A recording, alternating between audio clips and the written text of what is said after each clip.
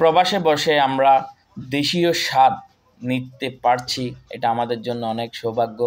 একজন প্রবাসী ভাইয়ের আমন্ত্রণে আজকে আমরা এক ভর্তা পার্টির আয়োজন করা হয়েছে। এখানে বেগুন ভর্তা, আলুর ভর্তা, ডাল ভর্তা, ডিম ডিম ভাজি ইত্যাদির আয়োজন করা হয়েছে। তো আমরা সহ আরও 2-3 জন চলে আসলাম এই ভর্তা পার্টি অংশগ্রহণ করার জন্য। আসলে এখানে সব বাংলাদেশি শুকনা মরিচ এটা বাংলাদেশি কোম্পানির,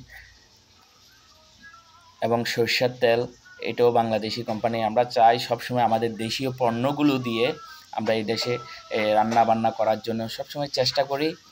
তো আমরা দেখেন আমাদের রান্না হচ্ছে, এই যে ভর্তার সাথে আবার ডালও আছে, মুসুরির ডাল। আমাদের এক প্রবাসী ভাই অনেক ভালো মানের ভর্তা বানায়, তো আমরা আজকে তার খাওয়ার জন্য চলে আসলাম। ভর্তাটি খেয়ে অনেক ভালো লাগলো।